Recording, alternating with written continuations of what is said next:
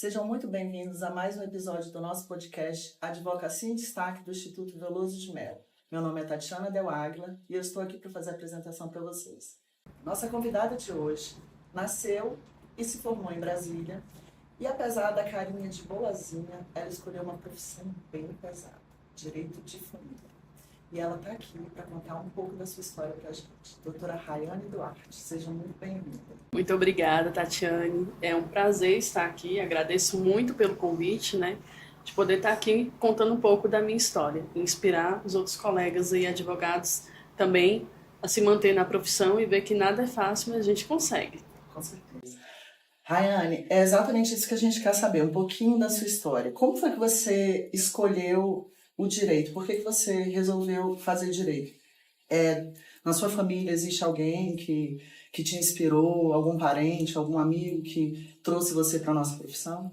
Então, na minha família não tem ninguém, que cursou direito. Na verdade, meus pais nem chegaram a fazer o ensino superior, Mas desde nova eu sempre sonhei em ser advogada, eu sempre sonhava assim, eu vou trabalhar maquiada e descarpando. Era uma coisa que ficava na minha cabeça sempre, Ainda não sabia qual seria a minha profissão, mas eu sabia que eu queria andar desse jeito. E ali no ensino médio a gente vai conhecendo as profissões e tudo. E aí eu falei, não, eu quero realmente seguir a área do direito. Ainda não tinha a pretensão de que de fato eu ia ser advogada, mas queria cursar direito. Eu sempre tive uma facilidade muito grande com as áreas de humanas, história, geografia. E eu falei, o meu caminho é esse, porque não tem como eu ir para outra área, porque não é o que eu tenho uma certa facilidade.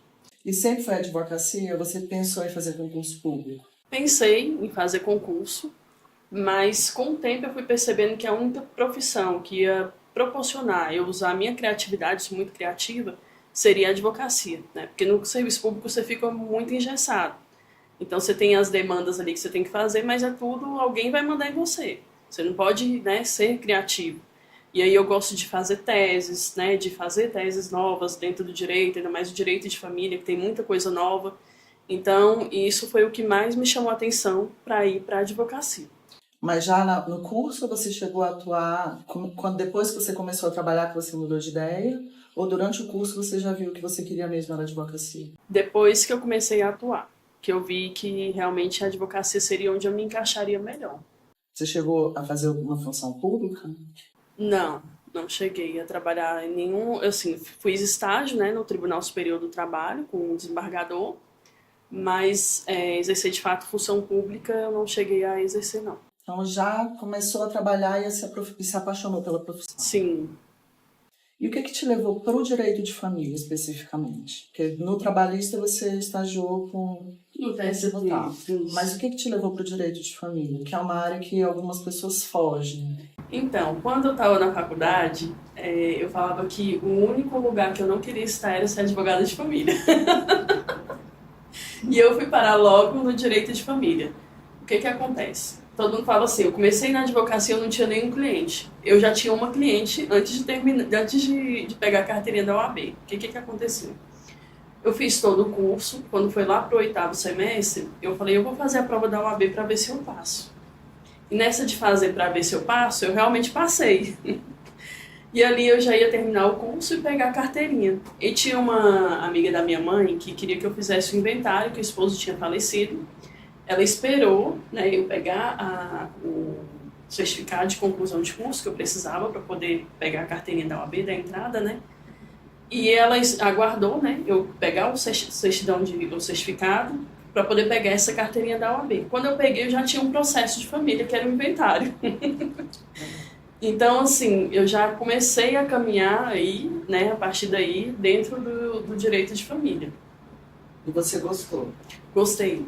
Até hoje, assim, é uma área do direito que eu sou muito apaixonada, Então, eu mesclo muito a questão de família com violência doméstica, então tem um pouco do criminal também, porque onde eu atuo tem uma demanda muito grande, Então, geralmente, o cliente já chega assim, que tem um processo de violência doméstica, aí já quer fazer o divórcio, já tem o alimento dos filhos, já tem a guarda, então é aquele pacote, Então, eu falei assim, eu preciso me especializar para atender essa pessoa que precisa de ter todas essas demandas ali que eu possa estar ajudando, né, auxiliando ali como advogada.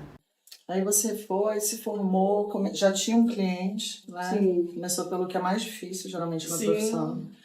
Né? E aí, como é que foi o início da sua profissão? Como que você fez? Você pensou em advogar em algum escritório? Você abriu o seu escritório? Como que foi isso? Então, no início, eu cheguei a fazer algumas entrevistas, né, para ir para escritório. Só que com o tempo eu fui vendo que não valia a pena pela questão mesmo de retorno financeiro, né? E aí eu comecei a atender, né, como já tinha uma cliente, e aí foi vindo mais e mais clientes. Eu fiz um bom trabalho, então o mundo vai retribuindo. E onde eu moro, meu pai e minha mãe são muito conhecidos, que eles têm comércio há muitos anos. Então, assim, sempre indicava alguém para poder eu estar trabalhando. Eu trabalhava em casa, né? Só que aí, como tem essa questão de que eu também atuo na área criminal, trabalhar em casa fica muito perigoso. Você nunca sabe quem está entrando dentro da sua casa, né? De certa forma, também acaba que,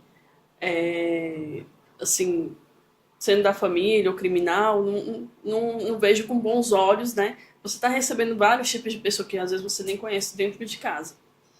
E aí eu fui para a OAB, porque esse meu primeiro processo de inventário, eu tive alguns problemas ali, porque eu fiz eu tinha feito a OAB em criminal. Então fiz estágio no TST, fiz a OAB em criminal. Então a área de família era uma área assim que eu realmente não sabia nada. Então eu não falo que eu escolhi a área de família, a área de família me escolheu. E aí eu procurei a OAB para ter um auxílio ali do pessoal da Comissão da Jovem Advocacia, né, para poder estar me ajudando nos primeiros processos. E aí eu conheci algumas pessoas dentro da OAB, me inscrevi em algumas comissões. Dentro desse conhecer as pessoas, acabei conhecendo hoje a minha sócia, a doutora Risonetti, e ali ela já tinha montado um escritório, lá onde a gente tem hoje, né, no prédio lá no Recanto. E ela queria alguém que atuasse justamente nas áreas que eu atuo, que era família, criminal, violência doméstica, porque ela é trabalhista e previdenciarista. E aí chegava muita demanda para ela, mas ela não tinha para quem mandar essas demandas, né? E ali a gente resolveu se juntar para poder montar o escritório. Você já acabou direto indo para o seu, basicamente. Sim, sim. O que acontece? A gente vê muito, né, o advogado, quando ele está iniciando, ele tem uma série de questionamentos que são inerentes ao início mesmo da advocacia. Como conseguir clientes, aonde eu vou atuar, e geralmente sempre buscando, se perguntando, mas também criando um tipo de barreira com as suas próprias perguntas, porque ele só observa as dificuldades, né? Então, o fato de não saber procurar um cliente, o fato de não ter um lugar para atuar, e você pulou todas essas etapas, todas essas barreiras, né? Isso daí não foi um empecilho para você, né? Você estava vindo aqui contando para a gente que você, em momento nenhum, você falou, olha, eu vou parar. Não pensava em a advocacia de família, mas a oportunidade chegou para você e você pegou. Conta para os nossos colegas, né, como que é isso, porque a insegurança, ela surge para todo mundo, né, e como que foi o start para você?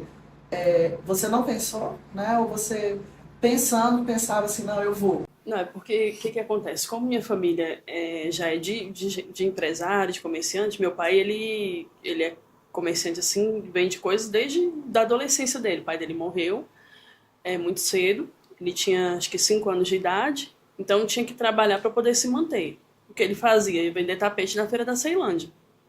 Então já tem uma história, né, de pessoas que já se dedicam, de certa forma, a ser empresários, a trabalhar com pessoas, a saber atender pessoas. E aí meu pai chegou para mim e falou assim, minha filha, para você ser advogado você só precisa de poucas coisas, porque o conhecimento você já tem. Você precisa de uma mesa, de um computador e de uma impressora. Você não quer, né, ir e ser? Eu falei, realmente, faz sentido. O conhecimento eu já tenho, eu preciso do básico para eu ser uma advogada. Não precisa de começar, eu quero um escritório no prédio tal, em tal lugar. Não, a gente precisa do básico. O importante é a gente começar. E só que eu tinha um problema, né, porque nada é perfeito.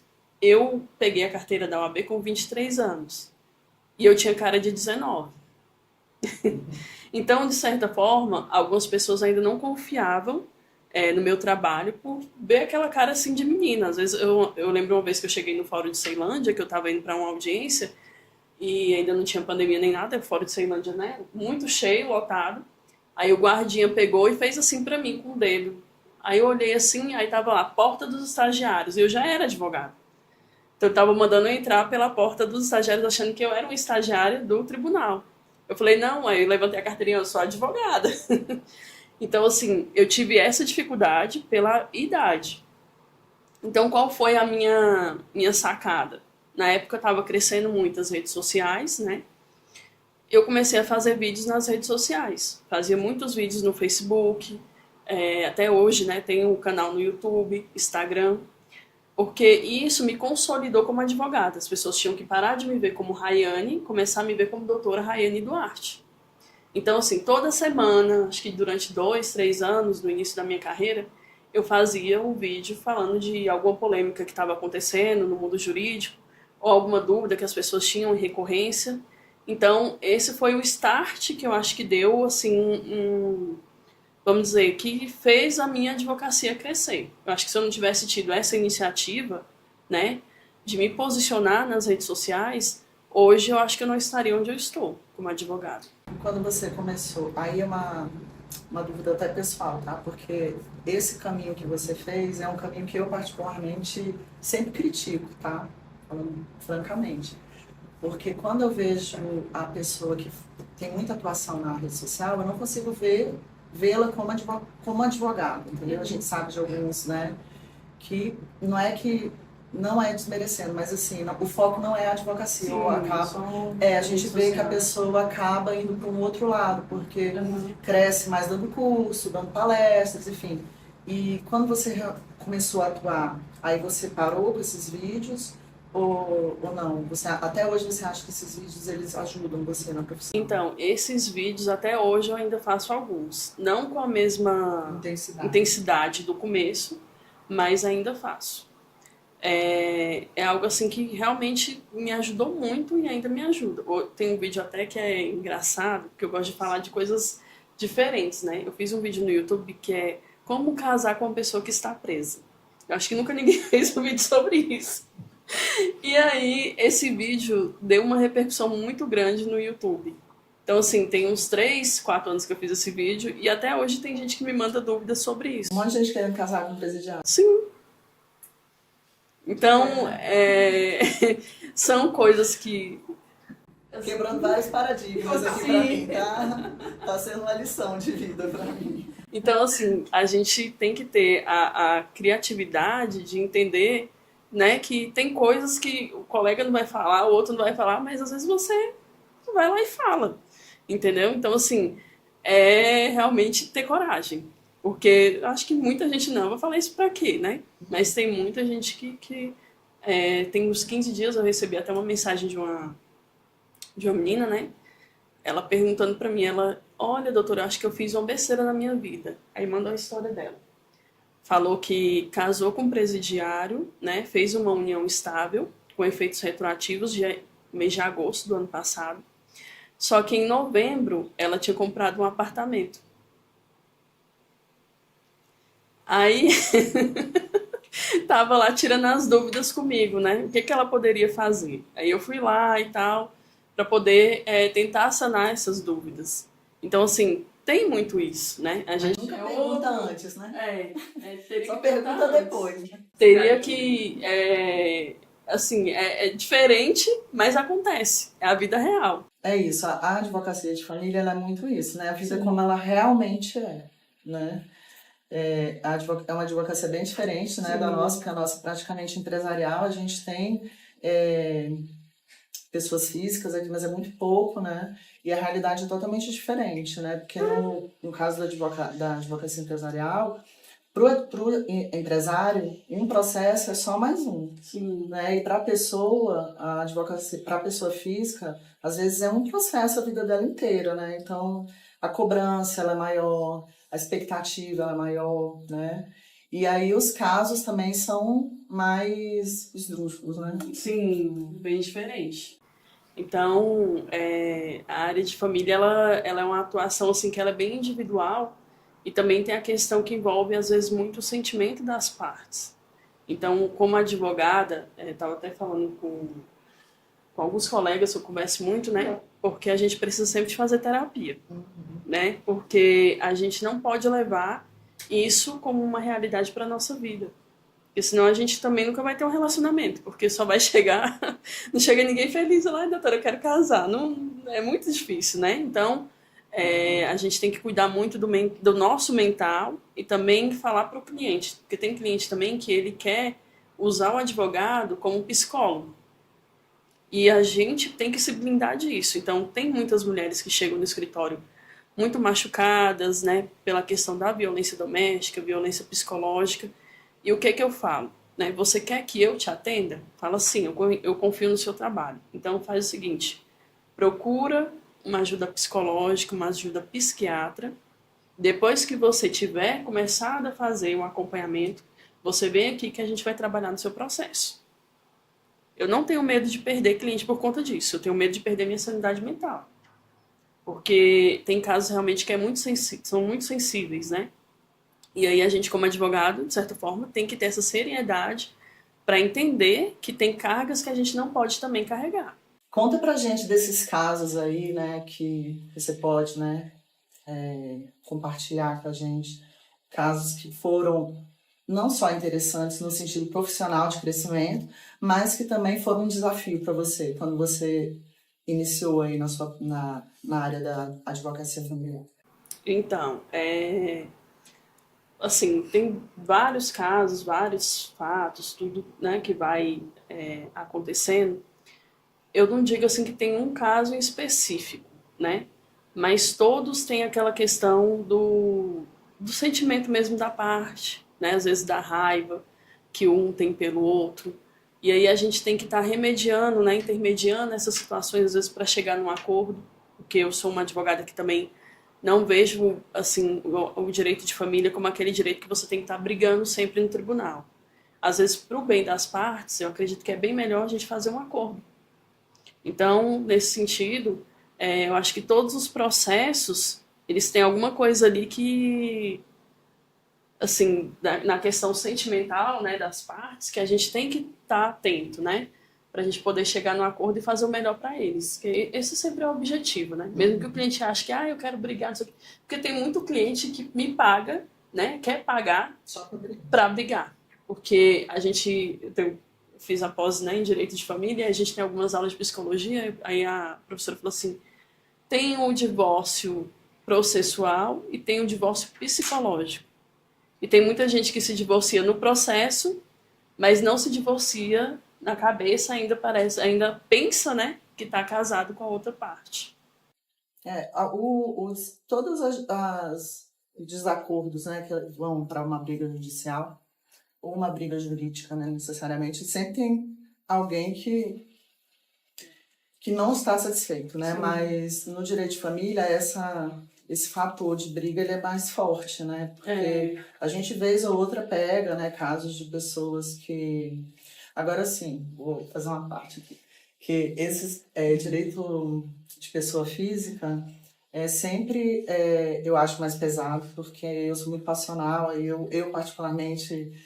eu tomo as dores, e aí eu ia ter que viver na terapia, assim, de família. Por isso que eu não faço nunca, porque eu lembro há muitos anos, um amigo nosso que chegou em casa chorando, porque ele tinha tirado o filho de uma mãe numa noite de Natal, porque o cliente contratou ele, e ele chegou lá falando, pô, não estudei para isso. Entendeu? Então, assim, família sempre são essas coisas, né? Mas no direito de pessoas físicas, né, eu sempre falo que são as causas mais inusitadas que aparecem pra gente. Então, tem um caso que não é nem inusitado, ele é engraçado. Porque tem até uma colega minha, né, que eu conheço ela desde pequena, mas ela já era adulta, né, amiga da minha mãe, e ela teve 2 filhas com uma pessoa que ela namorava. E aí, esse senhor, já hoje o senhor, ele entrou com uma ação investigativa de paternidade com a filha dela mais velha já tendo 16 anos. Beleza. processo todo ela fala, não, ele é o pai das duas meninas. Ele é o pai. Então, assim, como eu conhecia ela, nunca ela ia me falar algo. Nunca duvidou. Não queria duvidar. Além de ser cliente, né? Aí a gente, não, então vamos fazer o teste de paternidade, né? Você vai lá, faz tudo, já que ele tá pedindo e tal. Então fizemos o teste de paternidade. A filha mais nova era dele, mas a mais velha não era. E aí ela chegou um dia toda desconfiada no escritório, eu falei, ó, tem que te falar aqui o resultado do teste. Aí eu falei, fulana não é filha dele. Aí ela veio me contar a história, que na época ela estava com ele, mas estava com um senhor de idade já tinha, acho que, tinha mais de 70 anos, né? E eu acho que ela não queria revelar essa história, que ela teve esse caso com esse senhor, por conta da idade dele, né? E acabou que ela engravidou desse senhor e não do rapaz que era namorado dela na época. Então, assim, foi uma... Meu Deus. Acho que é o pesadelo, né? De qualquer pessoa que trai. Já pensou?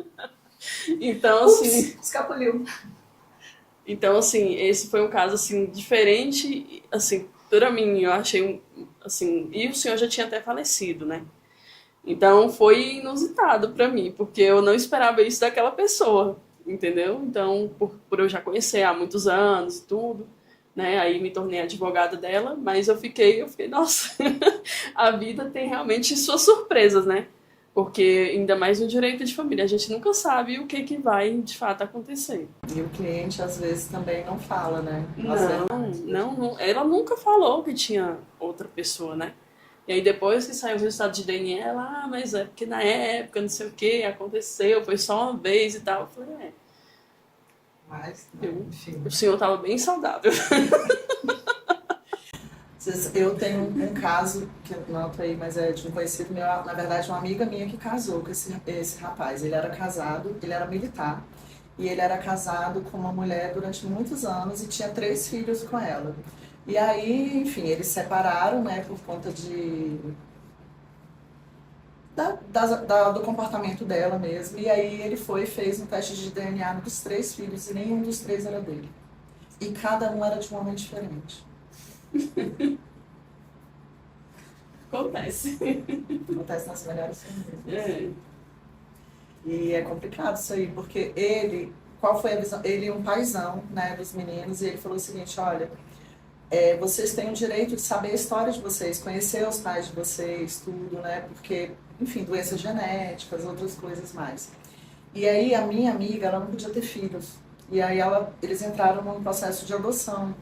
E uma das filhas dele escreveu uma carta que foi fundamental para eles conseguirem a adoção, porque ela falou, olha, mesmo ele tendo pedido, né, para retirar, né, por conta da briga com a minha mãe e tudo, ele foi deu toda essa explicação, né, do lado dele e tudo, e enfim, porque são atitudes que as pessoas, né, foi uma mulher, mas podia ser um homem, geralmente, né, os homens historicamente traem mais, mas no caso da mulher as consequências, né, podem, né, ser mais efetivas, mais duradouras.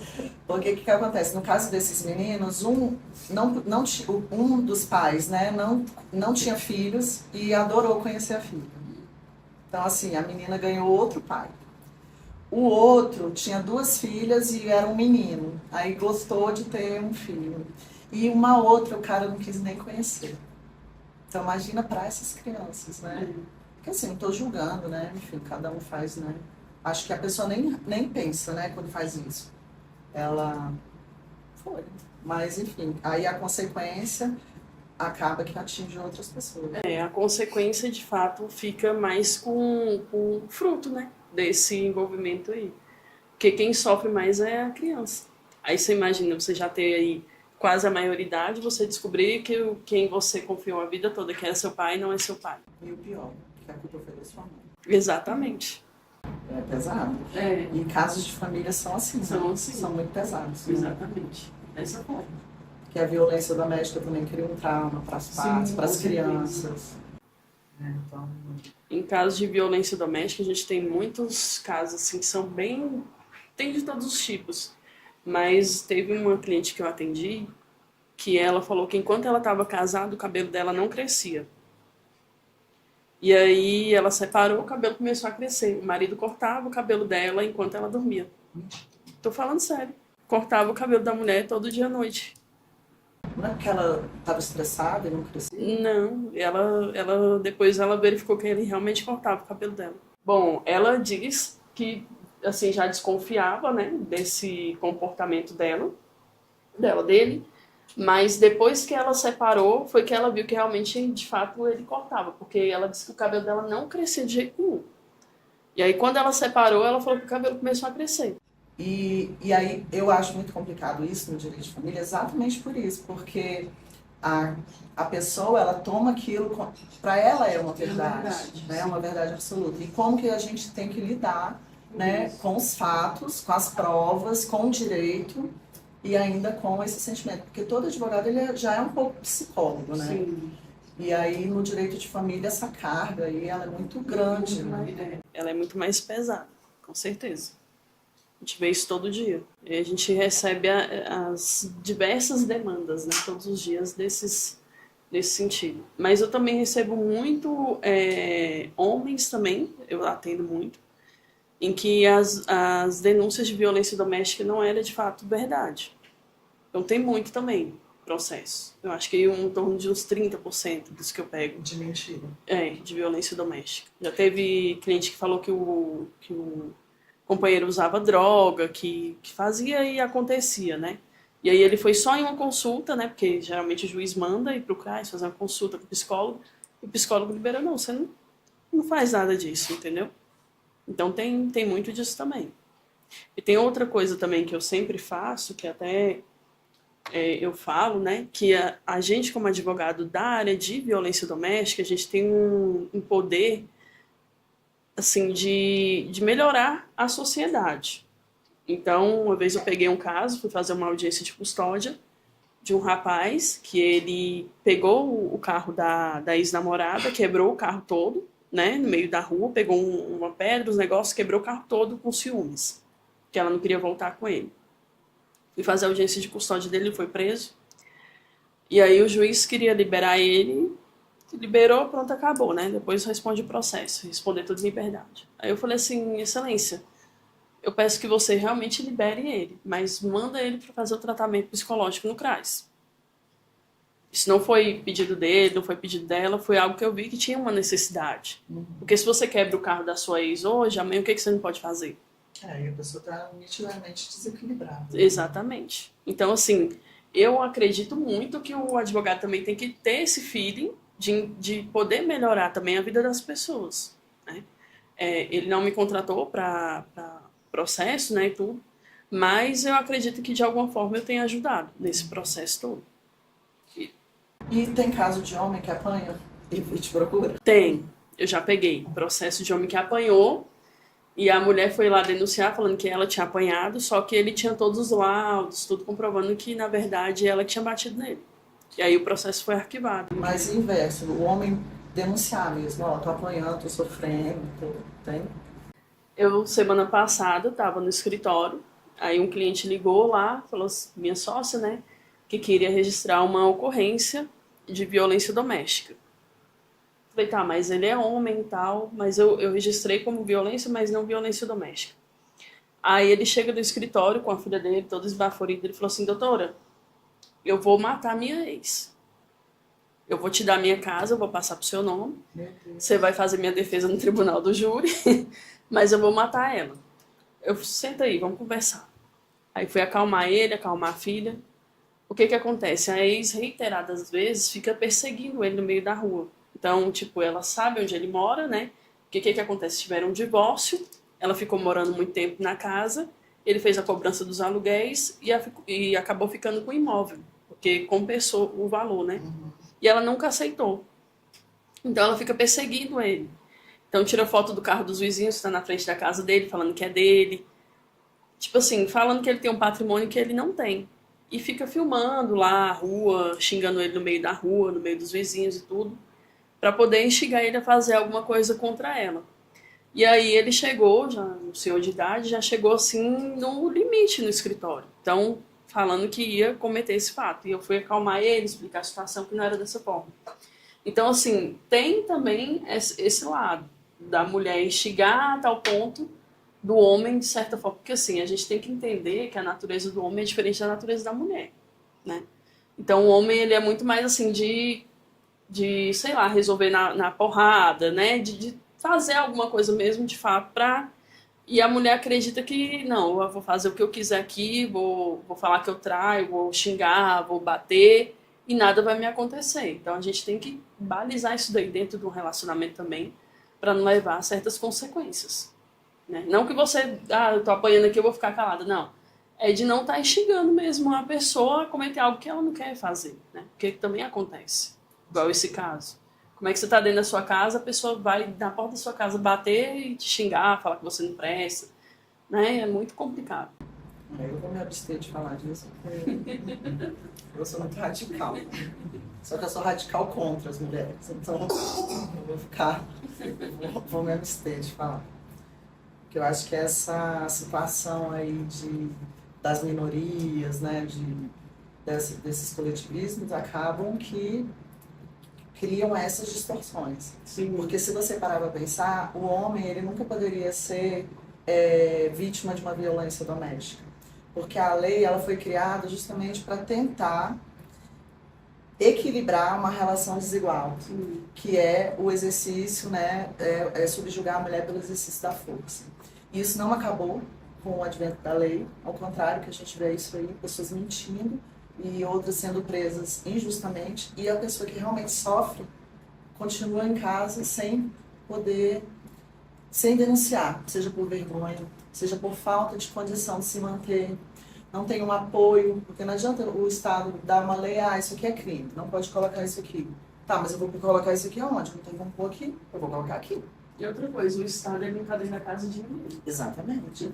E a pessoa ela precisa ter uma rede de apoio externa, uma forma de ter uma renda, um acompanhamento psicológico. E uma coisa bem interessante que a gente observa de fato nas mulheres que sofrem violência doméstica é que o primeiro passo do agressor é separar ela de todo mundo que ela possa ter qualquer apoio. Então, assim, aquela sua amiga não presta. A sua família não gosta de você. Então, vai alimentando uma série de coisas dentro da cabeça da mulher para ela se afastar de todo mundo. E quando ela se vê, ela só tem ela e o abusador.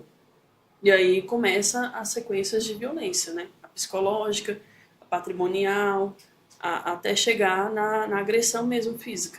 Então a gente observa que aquele ciclo que a gente tem desenhado no Ministério Público, no tribunal, ele realmente funciona daquela forma. Porque ninguém vai, sei lá, tô muito difícil, tô numa festa aqui, vou bater numa mulher. Não, ele vai bater na casa, né, onde ninguém tá vendo. É dentro do carro. Então é dessa forma que acontece. E a psicológica também é muito pior, né? É pior. E ela vai te detonando todo dia, todo dia, todo dia. Quando você vê, você já tá um capa. Aí quando dá um tapa, você já não tem mais nada. Sim, que é a psicológica, e ela deixa marcas e traumas que as pessoas não veem. E a própria vítima, às vezes, não quer expor isso, mesmo com terapia, mesmo depois do relacionamento. E fica ali, somatizando um monte de coisa, um monte de trauma, ficando doente. Então, o aspecto da violência ele é muito mais complexo, porque ele tem que ser tratado em várias esferas. O próprio agressor precisa ter um tratamento, porque não é normal. As crianças que acompanham isso, os amigos que estão ali junto, enfim, toda a família sofre, né? E aí, com esses apelos que a gente vê hoje, né, desses movimentos coletivos que eu, né, sempre falo que sou contra, eu acho que eles acabam reforçando isso por conta disso. Porque acaba que necessariamente a gente vê que realmente um homem sofreu uma violência, né, porque está sendo desvirtuado. E aí, o abusador, seja ele quem for, né, não necessariamente o homem, seja quem for, ele se sente numa situação de poder. E isso pode ser um homem, pode ser uma mulher, pode ser um cachorro. A pessoa se sente forte, se sente com um poder ali sobre aquela. E aí a gente não... é complicado julgar também o agressor, né? Porque vai chegando naquele momento ali. E o que você faria se você estivesse na mesma situação, a gente não sabe, entendeu? Então... Tem muita questão também da dependência econômica, né? Que acontece em muitos casos. É até uma... Assim, eu tenho uma crítica muito grande ao tribunal. Por quê? Quando você pega um processo e você fala assim, olha, tem uma violência patrimonial aqui estampada.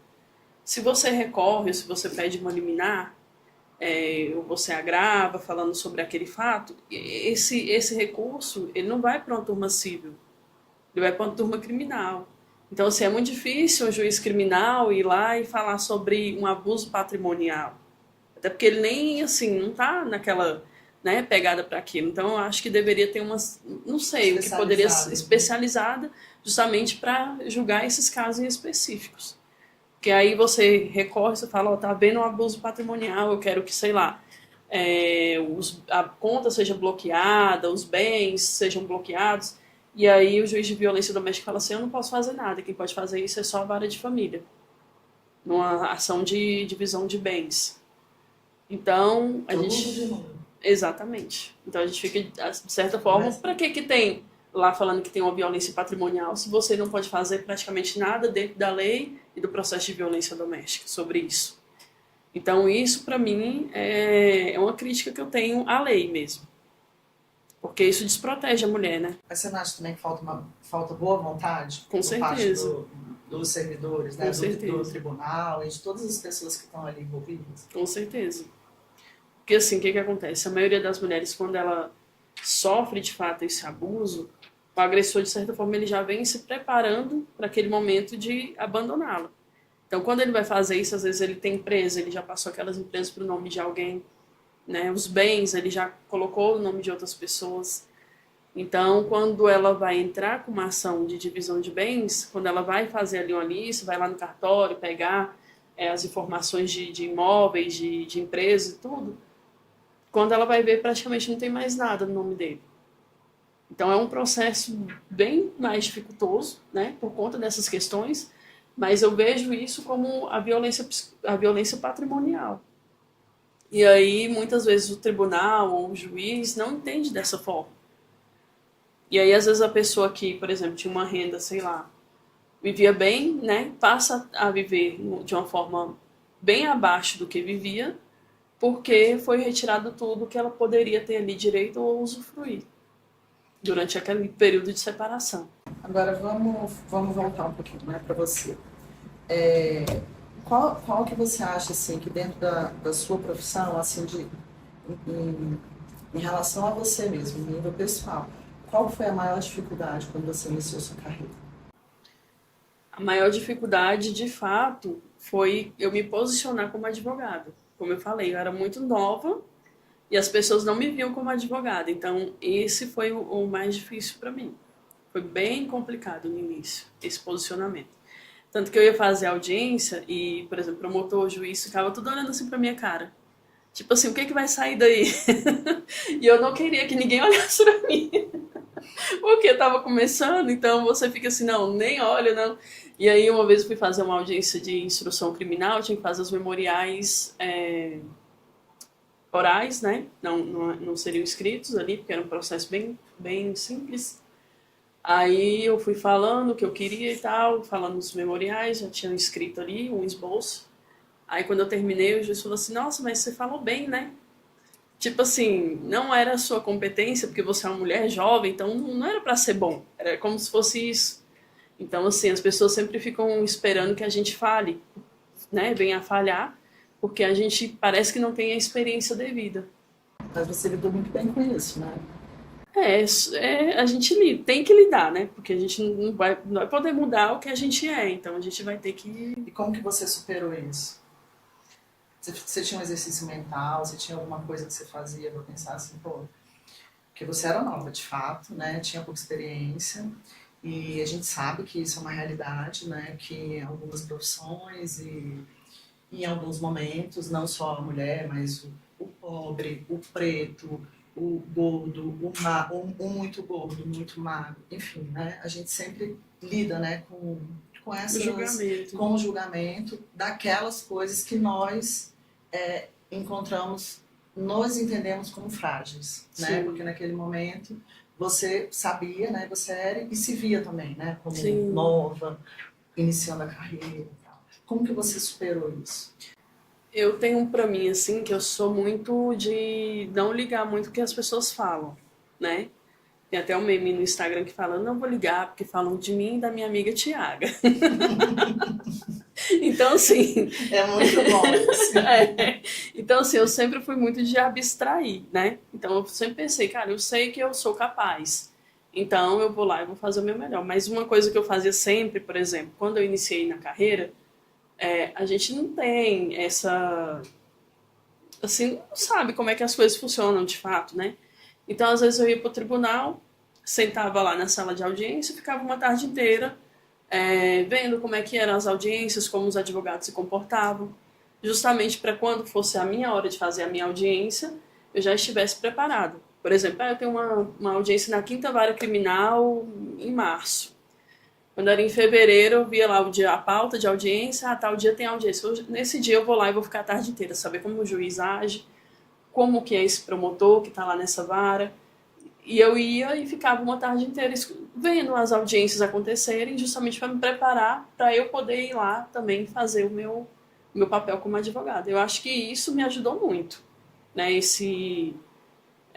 Essa preparação anterior, né? Não chegar lá na cara de pau, mas ir lá e assistir a audiência antes da minha audiência acontecer.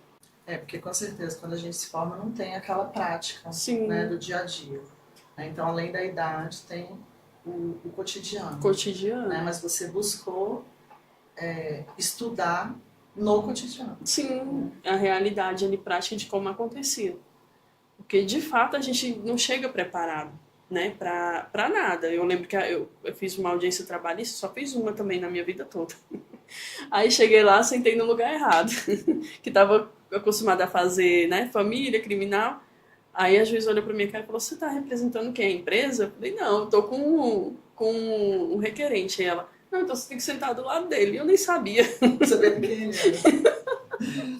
Então, assim, tudo tem uma adaptação, né, e uma questão de conhecimento mesmo. Então, eu acho que essa questão de a gente buscar, né, entender, buscar mesmo saber como que funciona, ser curioso, não ter medo, eu acho que é assim que a gente cresce. Eu não tenho medo assim muito das coisas, não. Eu falo, eu sou cara de pau. Se eu quiser, se você souber uma coisa e eu não souber e eu quiser aprender, eu vou te falar, Tatiana, olha, tal coisa você sabe, você pode me ensinar como é que faz? Eu sempre fui assim e eu acho que isso é que me levou, né, a crescer na minha advocacia também. Então, agora, para concluir, eu queria que você dissesse, se você tivesse que começar hoje, de novo, do zero, com as suas limitações já conhecidas, o que você gostaria de saber? O que eu gostaria de saber? Primeiro, que a advocacia não é flores. Que, como todo trabalho, vai ter todas as dificuldades. Segundo, que além de advogado, você também é empresário. Então, você tem que saber gerir o seu escritório, sua área financeira, o seu marketing. Então, é toda uma questão envolvida. Não é só saber a lei, né? Você tem que ter todo um complemento ali, além da advocacia. Então, eu acho que eu aprendi isso muito rápido, porque meus pais já são empresários. Então, para mim, teve uma certa facilidade em lidar com pessoas. E eu acho que o mais difícil mesmo é lidar com as pessoas, né? Você não lida só com papéis, com teses, com doutrina. É você lidar com o seu cliente. Às vezes você pergunta uma coisa para o cliente, às vezes o cliente está mentindo, você descobre no curso do processo. Então, assim, tudo é muito essa questão da pessoa mesmo que você está lidando, né? Lidar com pessoas. Eu acho que esse é o ponto, assim, pelo menos para mim, porque eu trabalho com advocacia de família, né, e advocacia criminal também. Então, esse para mim é o ponto mais relevante, saber lidar com as pessoas. Então, doutora Rayane, muito obrigada pela sua participação. Eu que agradeço. Por dividir um pouquinho da sua história de superação, de determinação com a gente. Foi um prazer ter você aqui. E queria que você dissesse alguma coisa para os nossos ouvintes. Quero dizer para vocês que nós vamos ter o programa agora, né, no Spotify. Olha que danada! Maravilhosa. E aí, eu quero que vocês também possam, né, ouvir, né, além de ver no YouTube. Eu costumo escutar o Spotify no meu carro, então, assim, quando eu estou dirigindo é aquele momento, né? Então, tá todo mundo convidado também a assistir, a ouvir no Spotify. Obrigada. Vocês pagaram, né? Gente, é incrível, né? Muito boa. De verdade, foi um prazerzão ter você aqui. Essa história é muito legal. Tô surpresa, tanto que você é madura na sua idade. Tem uma história assim, muito bacana.